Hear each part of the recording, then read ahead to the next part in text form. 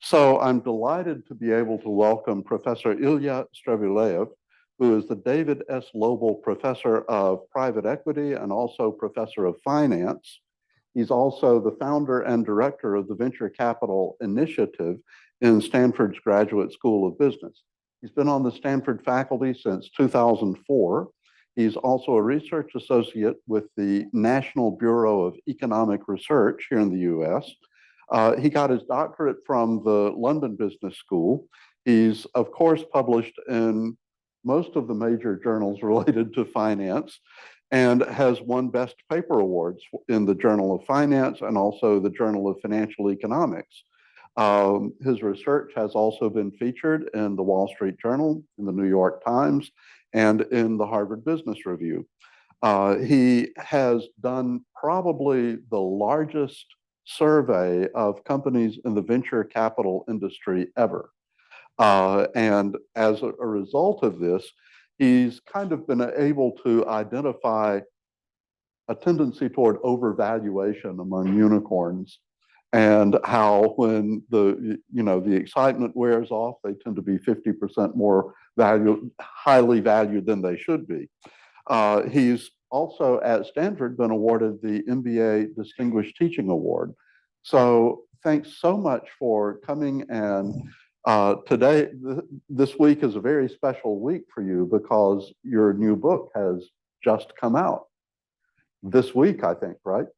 Yes. So let me turn the floor to you. Thanks, Professor Strebulaev. Thanks so much. It's great to be here. Thanks so much for the invitation.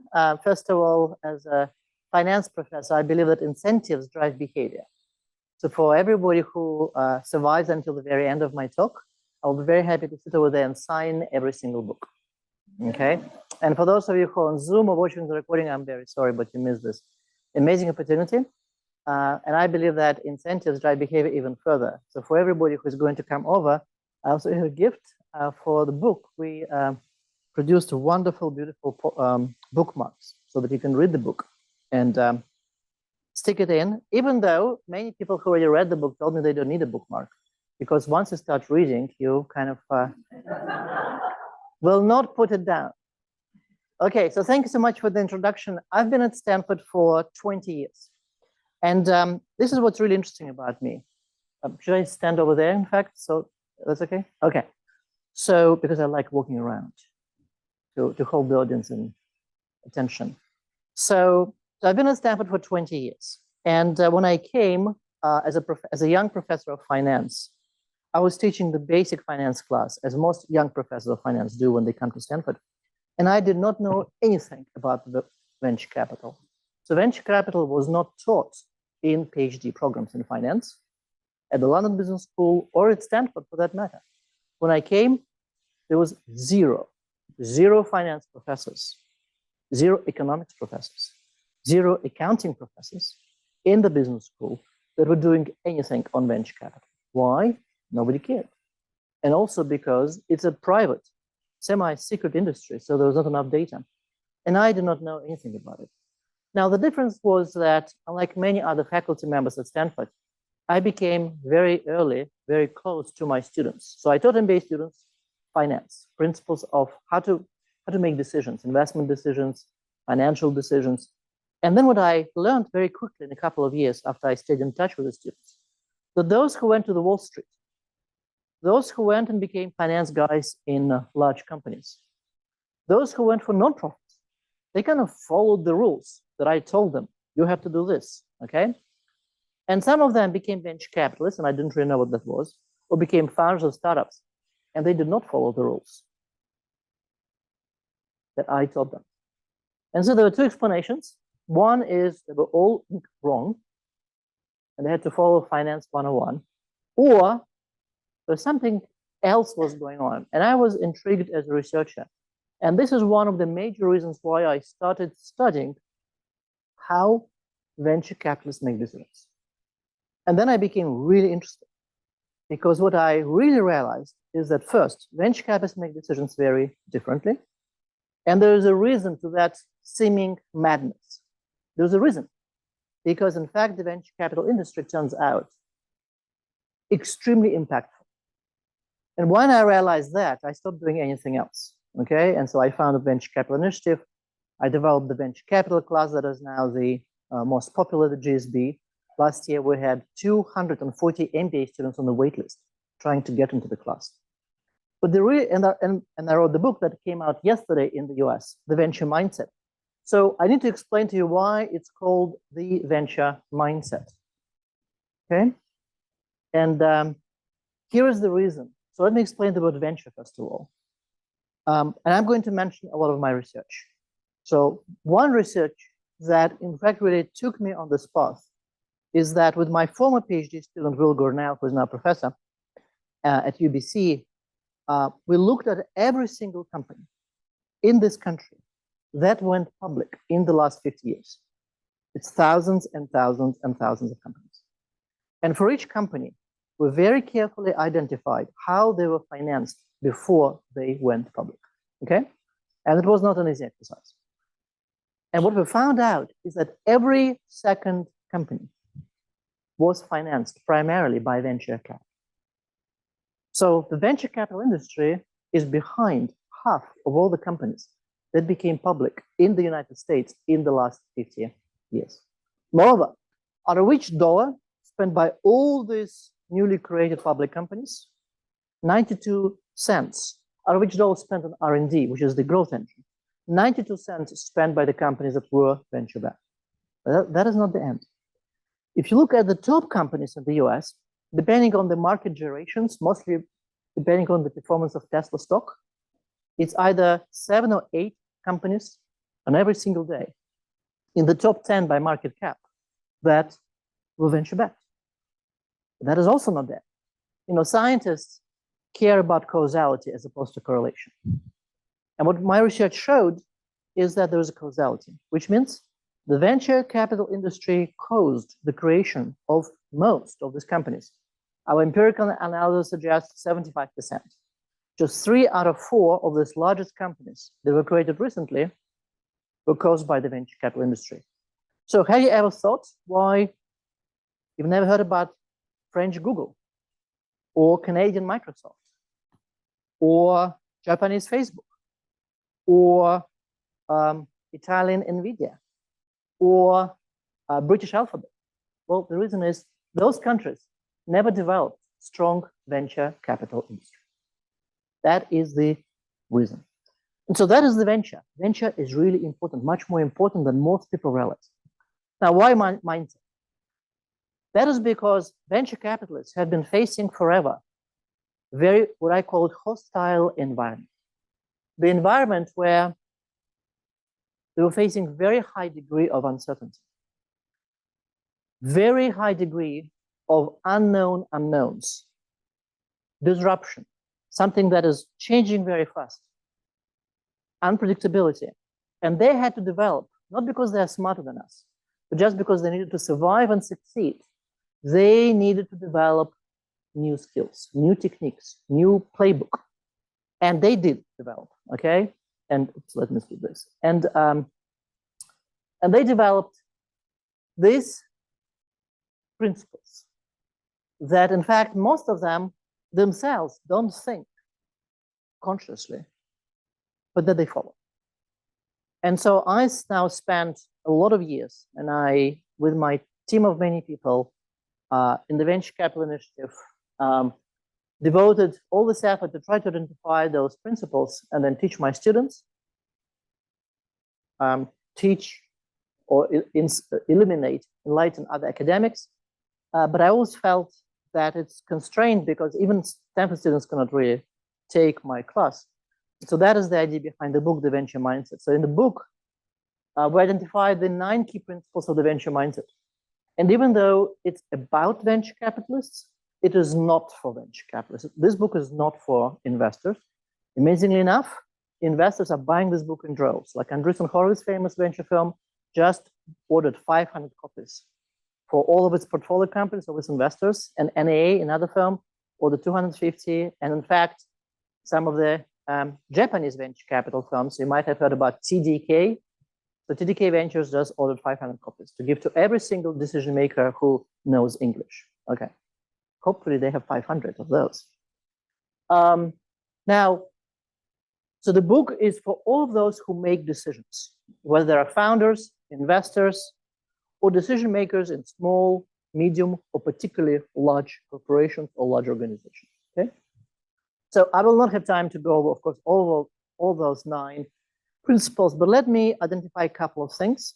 And let me preface by saying that I think who is going to benefit most from those, from the book and from those principles, okay, are people who make decisions on behalf of others.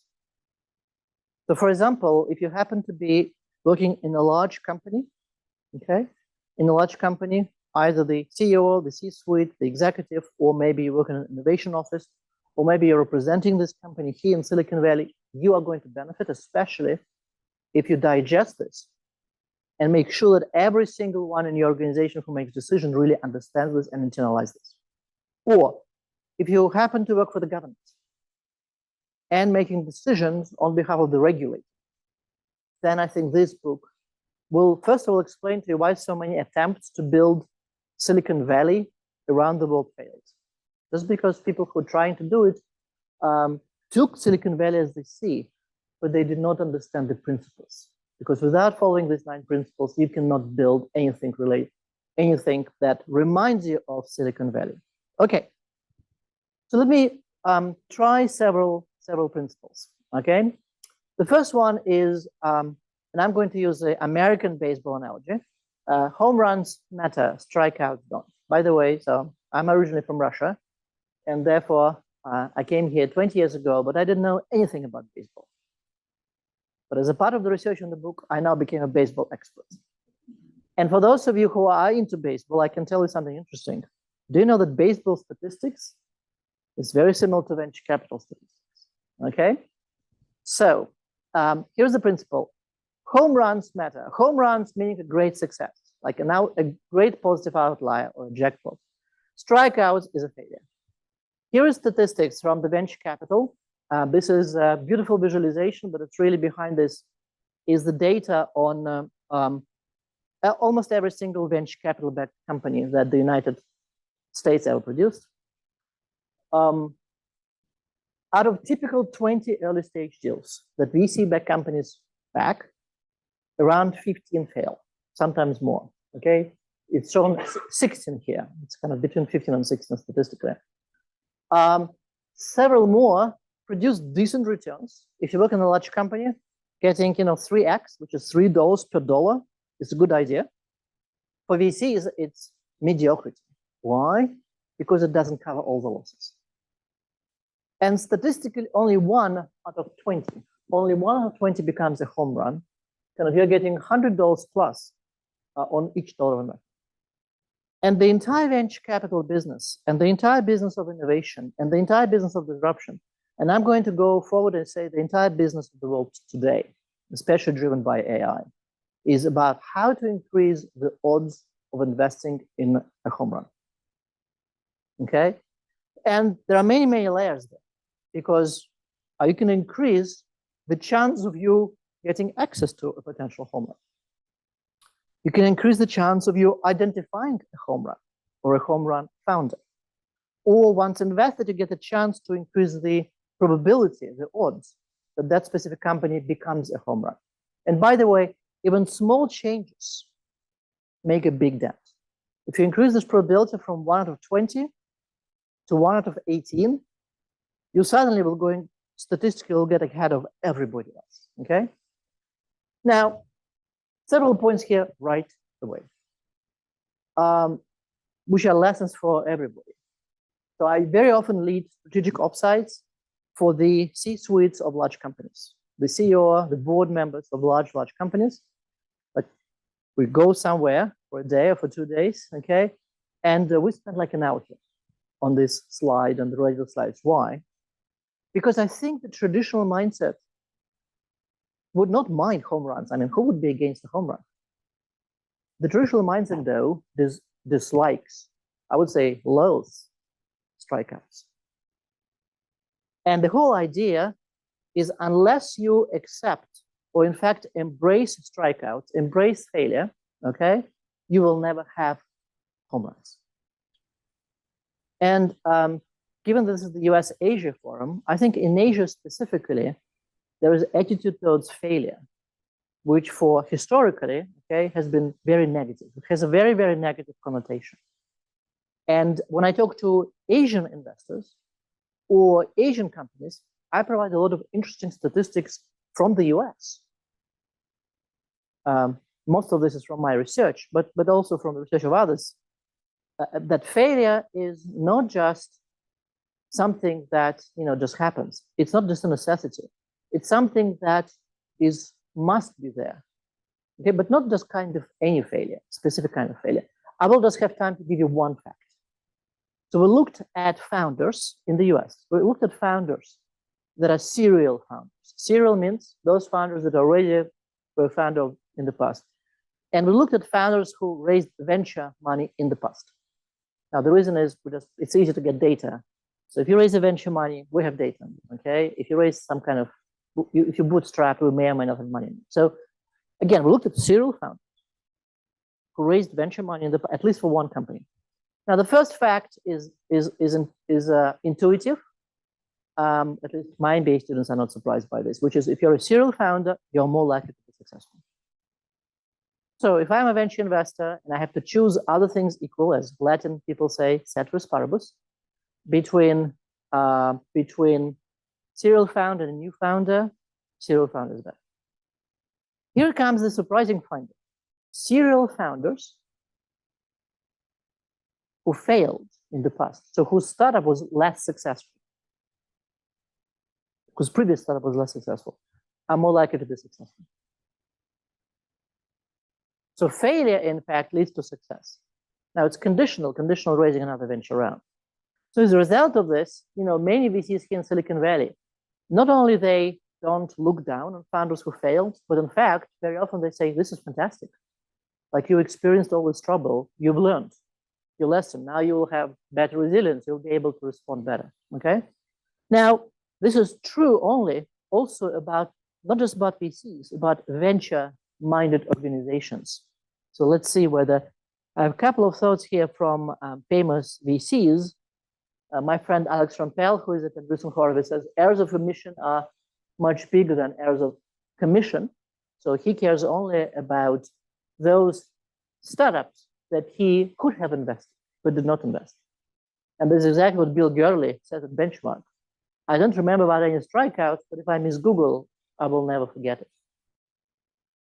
That's what kind of he says. But more importantly, venture-minded leaders do the same. So here are two quotes that I really like. And behind the quotes are actual behavior. Jeff Bezos, everything needs to scale, including the size of your failed experiments. So here's a story. It's in the book, but it never stops amazing all those important people, okay? I talk to. So you know about Amazon successes, AWS, Alexa, of course, e-commerce platform. Have you ever heard about Amazon failures? Well, one famous failure is Fire Phone. Have you heard about Fire Phone? Okay, I mean, Amazon decided to compete with Apple. Okay, bad luck. So they spent a lot of money, like a lot of money, even for Amazon, a lot of money. Failed completely. Like Fire Phone was launched, huge success, and then 3 months later, they just wrote the entire investment off. They destroyed every single Fire Phone. What happened to Amazon's executive vice president who was in charge of the Fire Phone division? That is the point. In every other company, or in every other unventure-minded company, well, the executive would be fired. This guy was promoted. This guy was promoted because Bezos said, great, I've just spent a couple of $1 billion on educating you. So I can't afford to lose that money again. Okay? And by the way, this guy was in charge of Alexa, development of Alexa. So in fact, it's been huge success. And he's, I believe, now still a very important person in Amazon, like in top 5 people and top 7 people. Another interesting example is Netflix. Netflix, have you ever thought about a very interesting fact that never stops amazing me? The market capitalization of Netflix, a newcomer, and nobody 20 years ago, is larger than the market cap of all the Hollywood studios combined. Like all. Isn't it amazing? I think just there's a difference. The difference is how they make decisions. And this is here. We have to take more risk. This is the founder and the CEO. Because we should have a higher, he calls it cancel rate overall, which is failure rate. Okay? And indeed, amazingly enough, I mentioned baseball. Netflix, unlike baseball, is more difficult to get statistics on Netflix. But the statistics that I received suggest it's very similar to venture.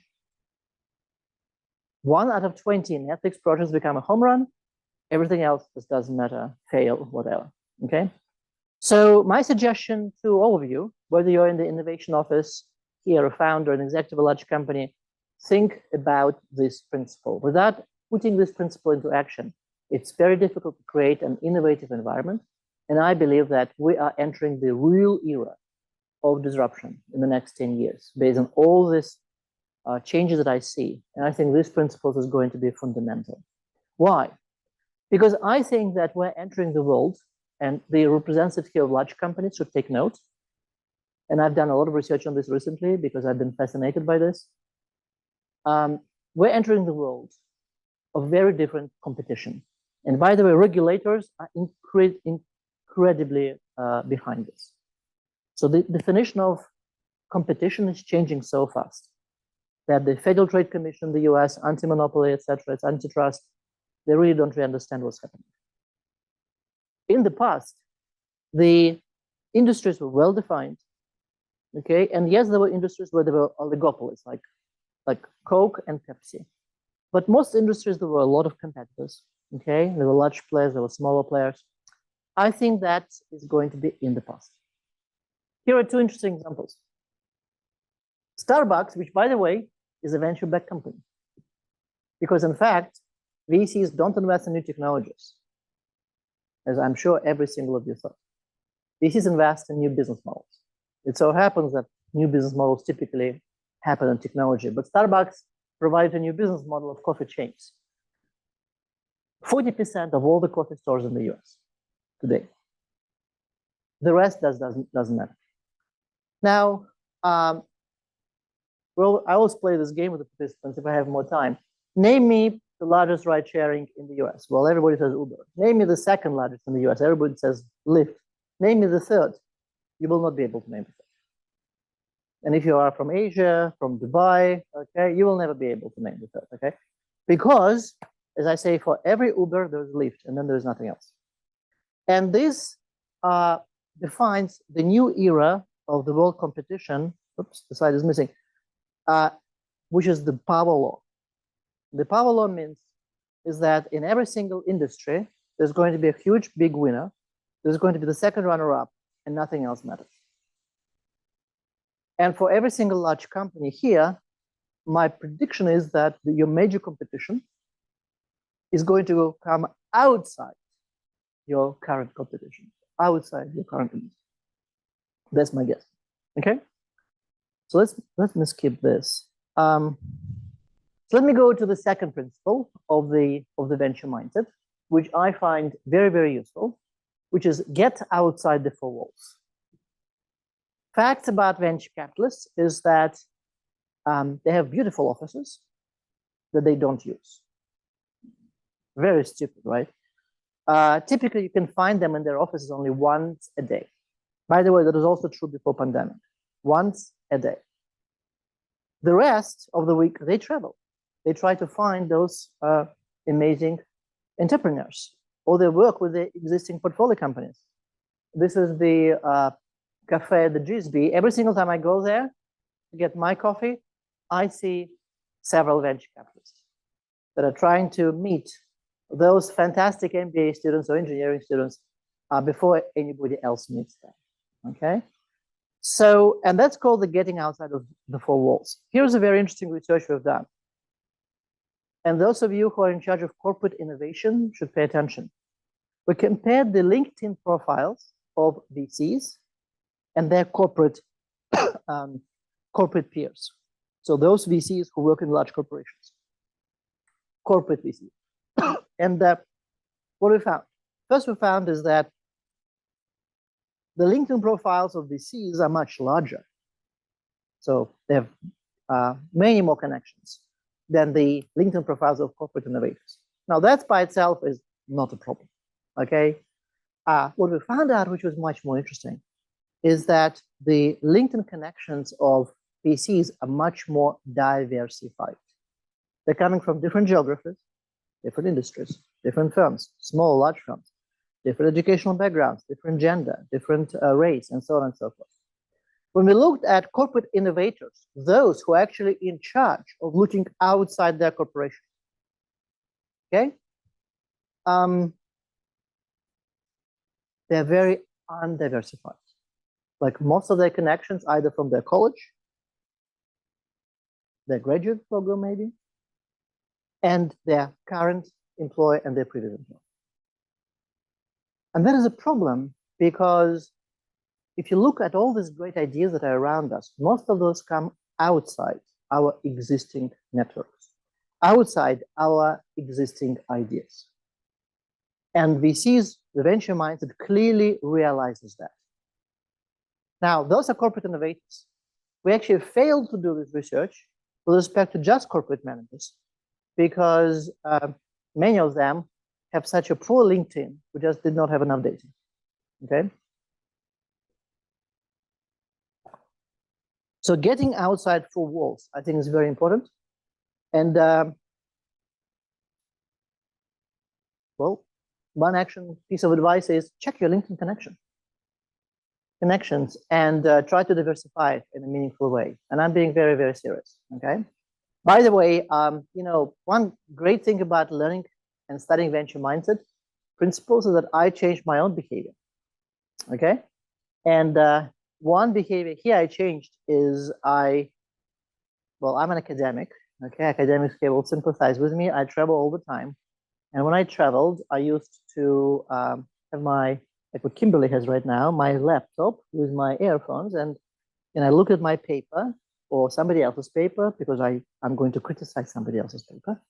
And I didn't care about anybody else, okay? Now, nowadays, what I'm doing is I have a goal. I still travel even more than I used to, okay? I have a goal. I have a goal the following. On every single flight that I'm taking, I must talk to at least 4 people whom I don't know otherwise. At least 4. Could be standing in the passport line, okay, or in the plane. Now, first, I realized, and I've been doing this a lot already. So I like to talk to 150 people now, I think, whom otherwise I would have never, ever met. First, they're very interesting people. And they live very differently from me because, you know, the truth is we all live in our own bubbles. And we think it's normal. Like, you know, I'm a professor, she's a professor, well, professor. So we'll think, well, everybody lives like us. That's absolutely untrue. Okay. So I met a Hollywood producer on one of the flights. And I ended up going to Hollywood and spending a day on the movie set as a result of that. Isn't it amazing? Or I met a guy who is a journalist, who is the chief editor of one of the most important horse racing publications in the world. He was flying from Dubai, World Cup, horse racing, and I didn't know anything about horse races, even though I studied a little bit for the book, because one of the principles in the book, bet on the jockey, not just the horse.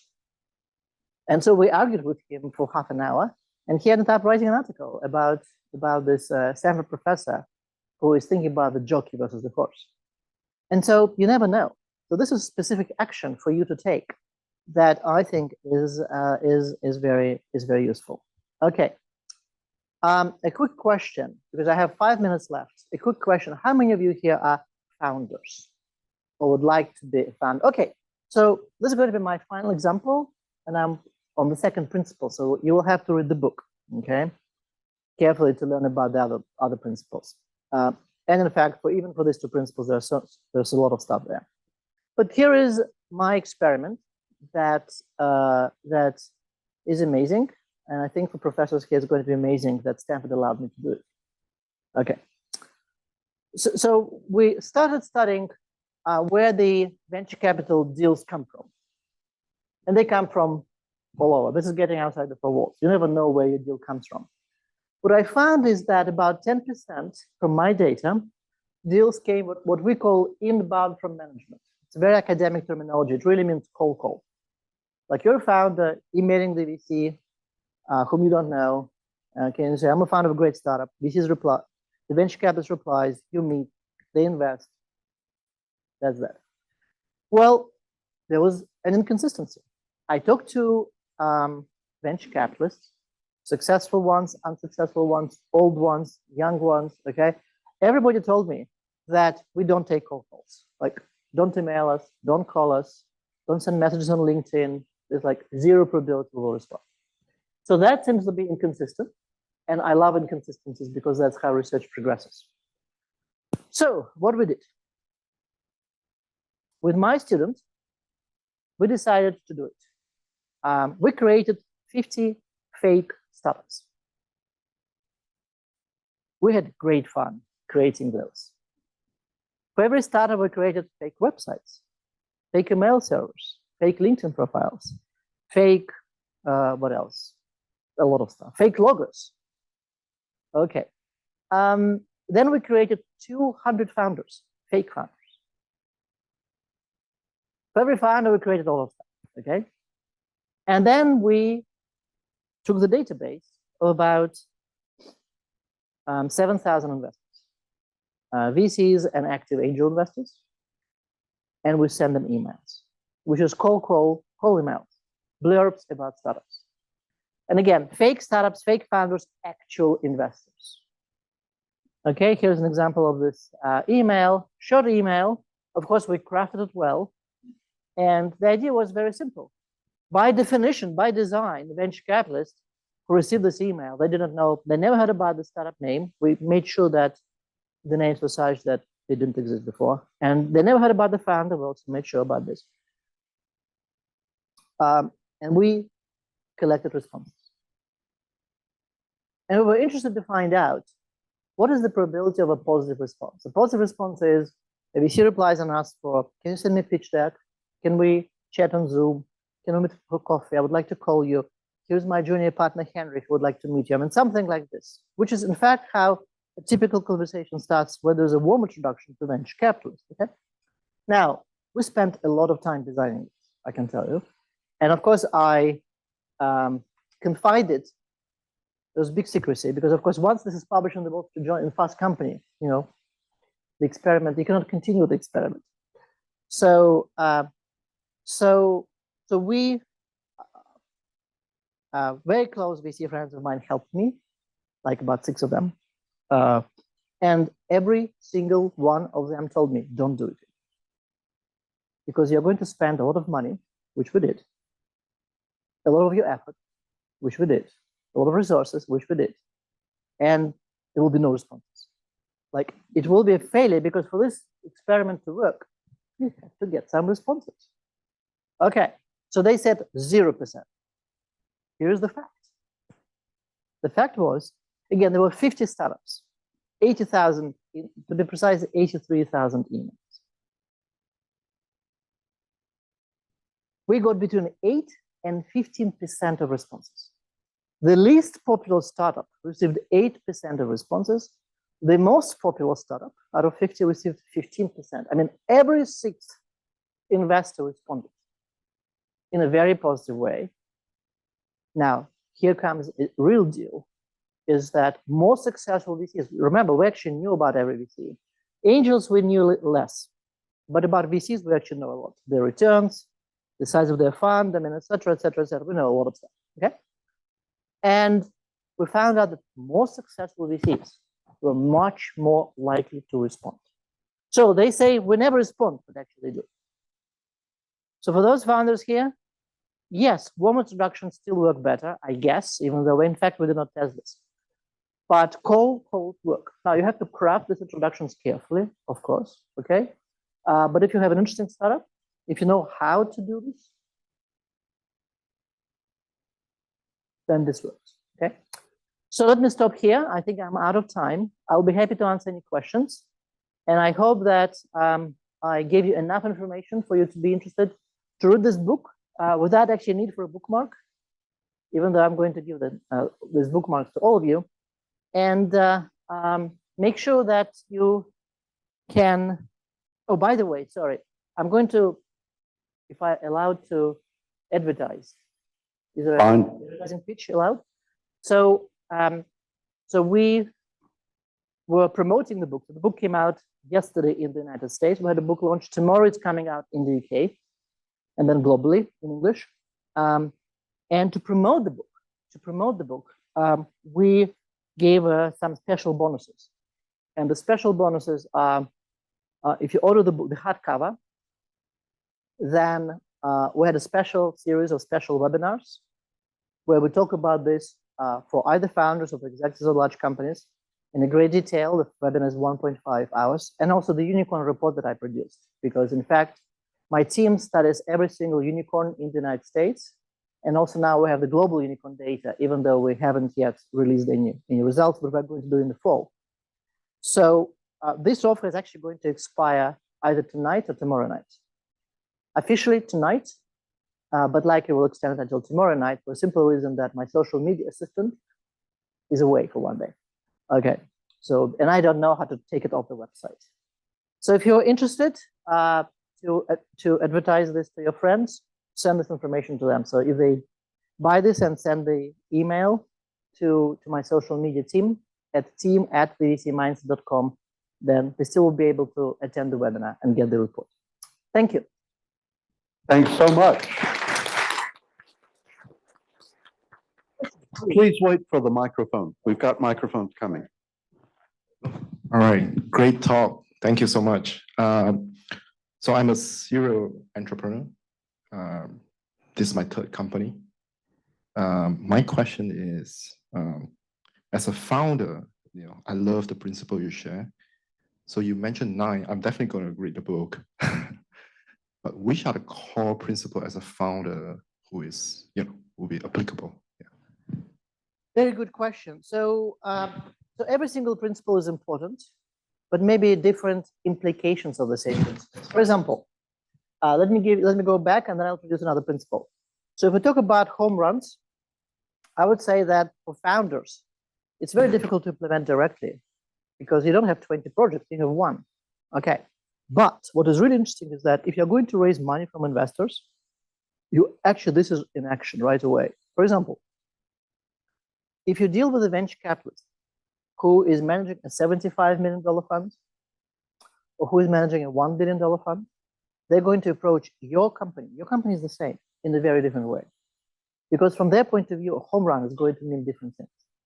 Somebody who is going to invest $5 million into you out of $75 million fund, okay, for them, home run is about 25x. Because the question that VCs ask, can you return my funds? If they're going to invest $20 million out of a $1 billion fund, for them, home run is going to be 50x. So right away, just thinking about this, okay, you will see why the approach of this VCs to this exactly the same company at exactly the same time is going to be so different. Okay, let me give you an example of another principle, and the principle is called double down or quit. And I think that out of 9 principles, this is one of top 3 for founders, which is, there are a lot of implications there. So first of all, what is double down or quit from the VC point of view? It's relatively straightforward. Startups raise money many times. And the most important job for a venture capitalist, in fact, is not to decide whether to invest in a startup. It's to decide whether they're going to invest again in the same startup. But the same problem is for the founders, which is the most difficult decision, but the most important decision in every single founder's life is when it is the right time to pivot. Most successful startups, and we investigated every single unicorn, like 1,400 unicorns already in the US, all of them pivot. But pivot is difficult because of changing your business model, changing customer, changing prototype, etc. And when we look at many failed startups, because we paired every single unicorn with a lot of startups that did not become unicorns, one of the reasons is that founders or the management team fails on this principle. They continue for too long on the path. That definitely is a bad one, is a bad strategy, because they already put so much effort into this strategy. And smart VCs know how to deal with this, and the book describes it. And I think that amazingly enough, all of us, including founders, can use exactly those ideas. Okay, so when you read the book, you'll see how you can apply this to resolve this double down or quit paradigm. Now, for large companies, it's also equally important, and it has a special name. For large companies, it's called escalation of commitment. Again, you can read about this in the book. Other questions? Thank you for the great talk. I have a question about whether you can provide some advice for bootstrapping founders, and also what could be the strategy to fundraise, and when would be a best time to fundraise for those founders. Thank you. So the biggest question for founders between bootstrapping and fundraising is, what actually do you want from life? You want to try to scale and grow quickly, or you don't want to scale, or you can't scale.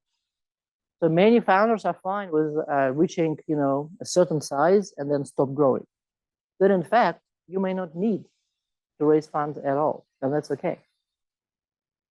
Typically, with some notable exceptions, you cannot have a business that is scaling very fast by bootstrapping. The only exception is that your bootstrapping business brings a lot of profit right away, early on. And there are businesses like this, but there are exceptions, not the rules. So the decision to fundraise, or if to fundraise and when to fundraise, is mostly about the right time to scale. And by the way, fundraise from whom? From angels, from VCs, or from somebody else? It's typically about the time and the type of scaling. Now, the venture business is about home runs, meaning that they would want you to scale fast. By the way, here's the simple truth. They care much less about your failure than you, because you are the founder of one company, they have a portfolio of 20 plus companies, okay? They, of course, would love you to succeed, but they would like you to scale fast. If you're very risk averse, or you do not want to scale for various reasons, maybe you need angel money. Angels are much more patient or have much less power, much less control over you. But many founders, many of my students, many of my MBA students at Stanford who would come to my class to learn the tricks of how to raise money from VCs. After the class, they will come to my office, and I meet with every single of my students one-on-one in my office. And they say, Professor, I decided not to raise venture money. That's just not for me. And that's a great response, by the way. Okay, but that also means that they will never scale. You have to decide yourself. Thank you. Nice question. Yeah, thank you for a great presentation. Speaking of the principle one, I'm very curious about how do VCs usually utilize such a lot of failures, strikeouts. I'm sure VCs learns lots of failures and failures from many startups. Then they have such a theory of failure management, but I think it's kind of black box for non-VCs, founders and outsiders. So yeah, I'm very interested in that. Once you read the book, it's not going to be a black box for you. Hopefully. Okay, that's number one. Number two is that here's a very important point to realize, that failures matter. Fail, and you still can invest again or can try again and you succeed. Doesn't matter. It just doesn't matter, okay? So my own example is about this. When I was a PhD student, what PhD students do, they write papers. And I wrote the first paper, and it was not successful. I wrote the second paper, it was marginally successful. I wrote the third paper, it failed. And maybe I should have quit, but I wrote the fourth paper. And that became, well, a home run in the academic world. And so I got a job at Stanford. But that's, so the fail, do I remember about those papers that did not succeed? Nobody knows about them. I actually don't remember them as well nowadays. Who cares? Who cares? It matters only, it matters only either if there is no success, or more importantly, if you're not allowed to try again. So I think the biggest challenge with the design of decision-making in large organizations, or sometimes in the society, is that you cannot try again. And by the way, that is very dangerous. In economics, there's a very important concept called self-selection. Self-selection means that people self-select in response to somebody else's actions. So for example, okay, everybody will provide amazing examples in the book about Italian firms. It's not my researchers, it's European researchers about this. People respond to incentives by self-selecting. So if you place people in the environment where failure is not possible, they don't try because they are afraid of failing, of course. I think the major reason why large companies very often fail in disruptive innovation is because, not because they have more stupid people, they actually have better people than startups. I mean, almost by definition, okay, sorry to founders here, a large company can afford to pay better people, okay, more educated, more sophisticated, etc., more accomplished. They are placed in situations where they have no incentives to try hard because they know they're going to be punished for failure. So the main problem is how you design this. Now, cultural attitudes also play a large role. So what is culture? I have a colleague at the GSB, Professor Charles O'Reilly, and he defines culture in a very, very, I think, smart way, very simple, very smart way. What is culture? When I come to, let's say I'm going to work for the US-Asian Center, okay? And culture is I come to you and Kimberly is working for the center. And I'm now a new employee. And I will ask Kimberly, what should I do? How should I change my behavior to succeed here? That's culture. Kimberly will say, oh, you should drink coffee in the morning and tea in the afternoon, otherwise you will not succeed. So that's culture, that's specific actions. So, and if there's a culture that, you know what, you cannot fail. That's also, the challenge with this is that only the cultural attitude towards failure could really go only from the top. The CEO, the chairman, the board, the owner. It's very difficult for an individual manager to implement it because the individual manager or executive just responds to incentives. It's a great question. Thank you. Next question. Come back.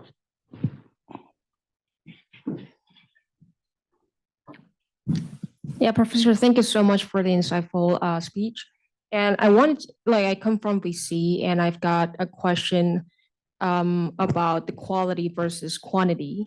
You mentioned you go outside more and meet more founders, but I've been struggling with is it about the quantity of the number of the people that you meet, or is it more of a, finding a good quality, you keep yourself within events or curated audiences, or getting more researches done to actually capture the more high quality, tech stack founders to pursue after. So is it about do you think it's about quantity, or is it more of a, capturing the quality of founders? I would say that it's quantity. And then you have the right methods to convert it into quality. If you just have quality, it's not enough. You have quantity, it is not enough. And so the venture mindset principles that we discuss in the book is about how to generate quantity and then convert this into quality. Let me give you an example.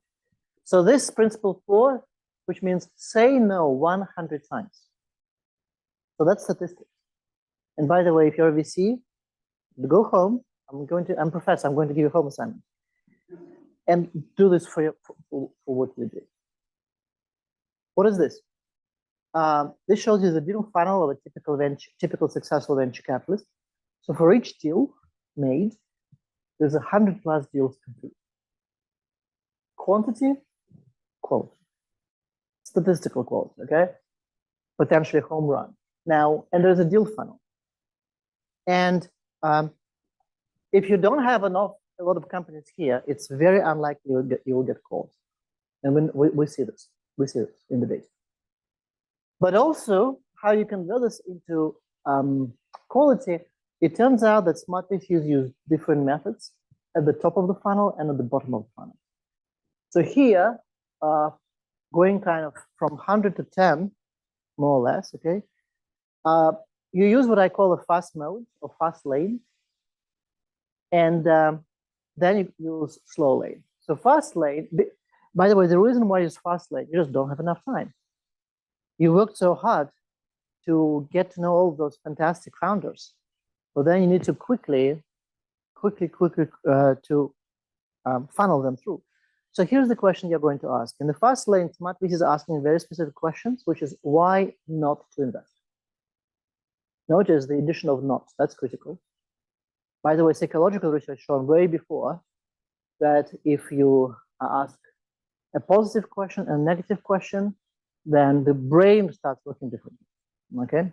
So it's the same here. For the book, by the way, we did a lot of fascinating research. You will read about this.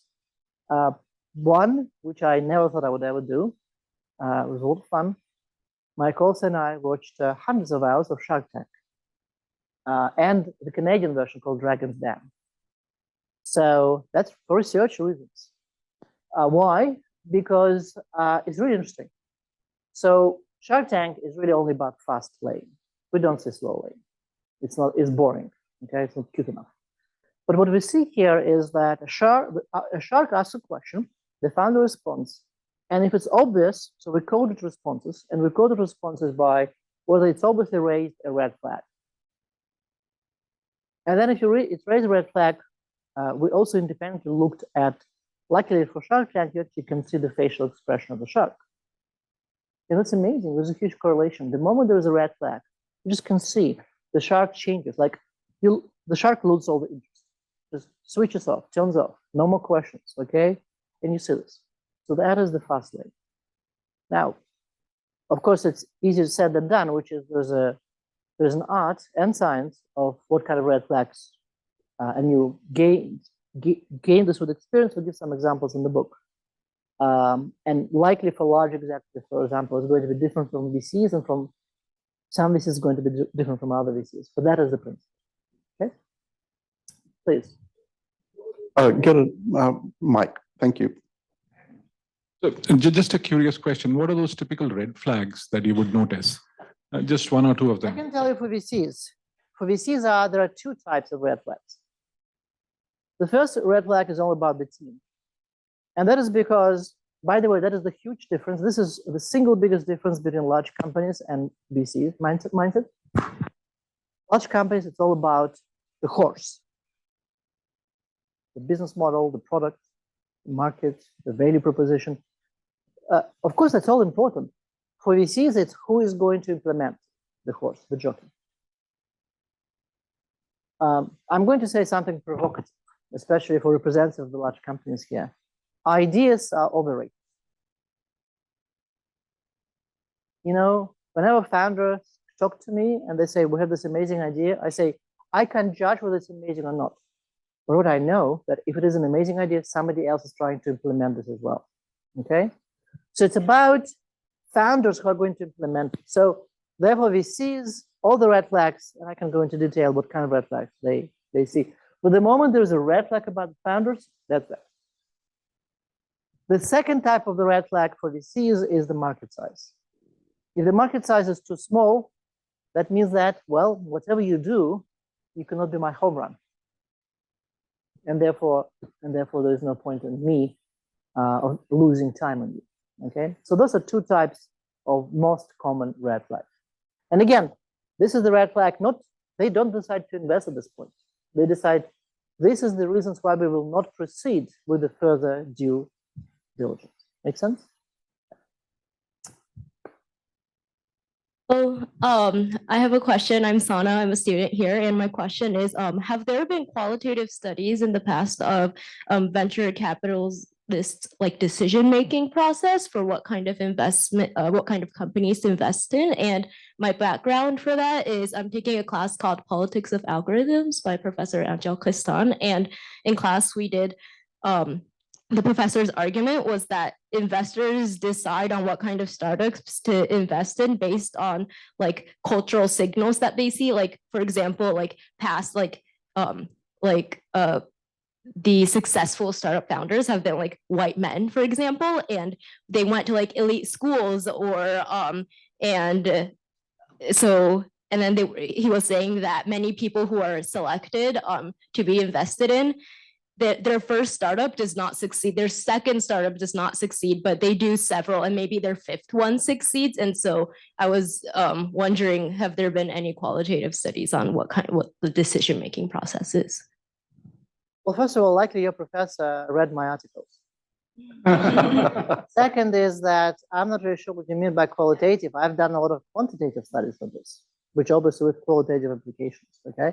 So one study that you, I think, might want to look at is called How Do Venture Capitalists Make Decisions? That is the name of the article. And it's now the most cited academic article.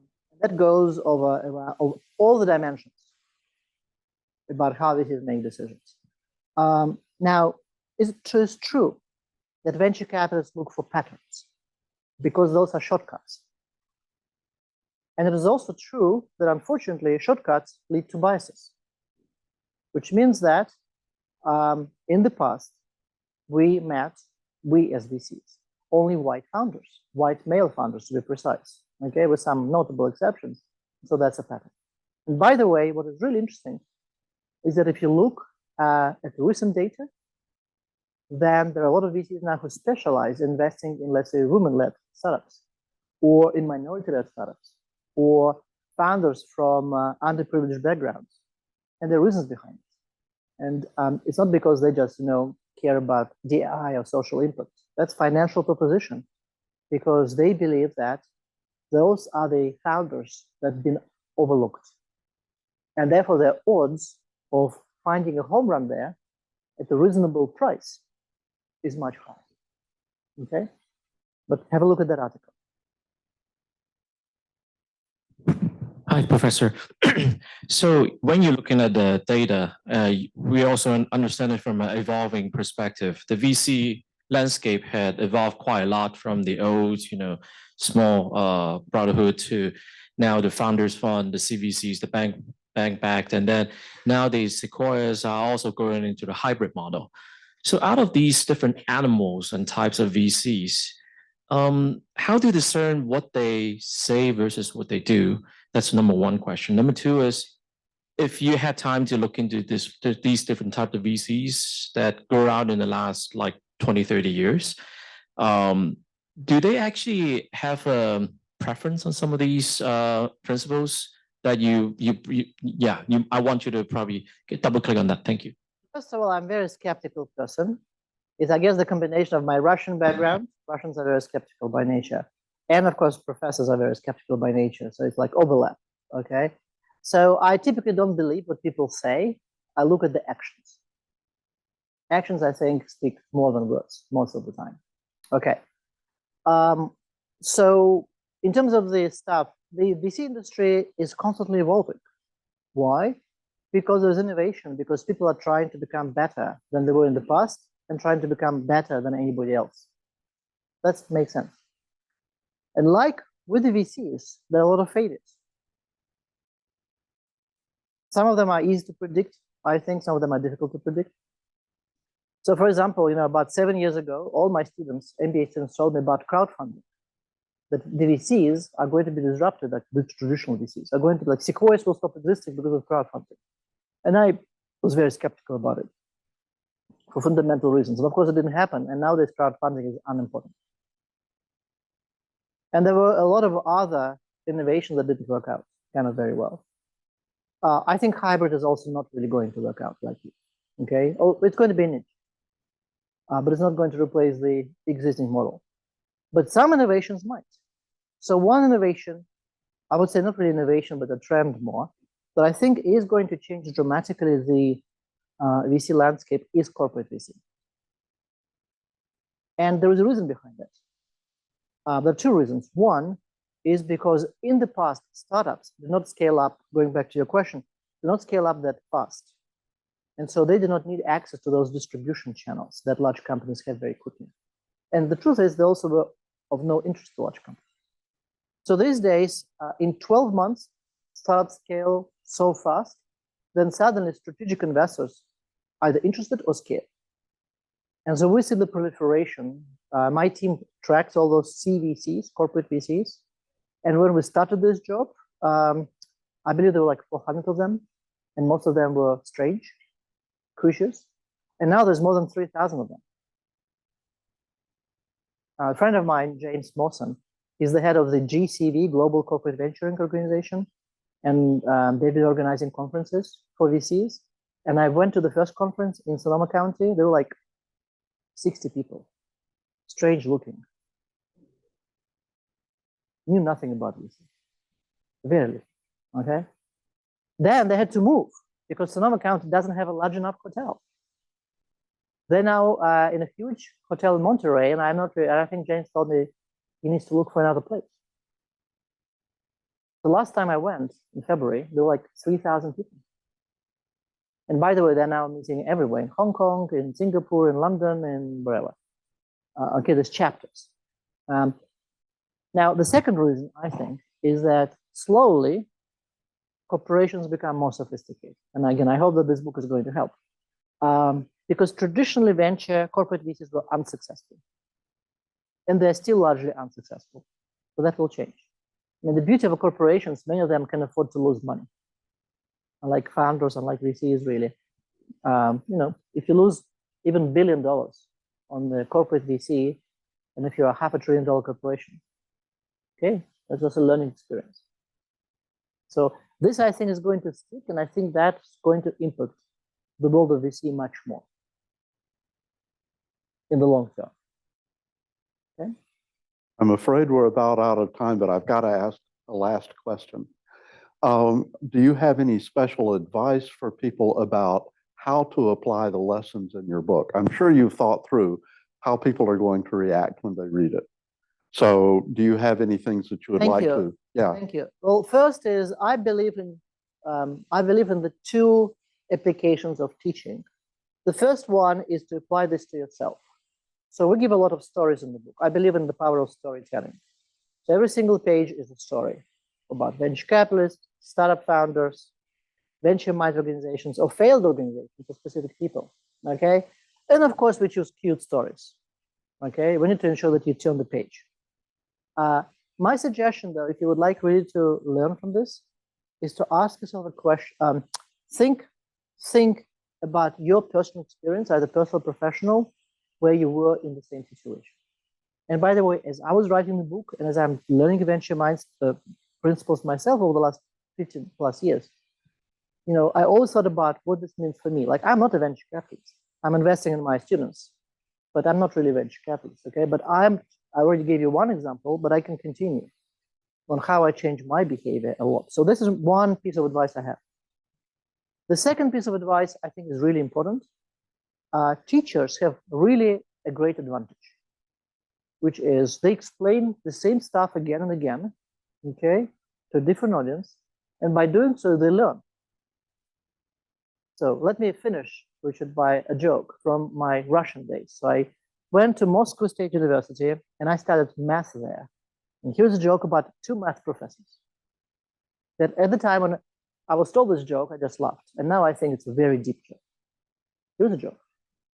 Two math professors talk to each other, okay? And one of them complains about a student. That there was a math exam and the student failed to prove a theory.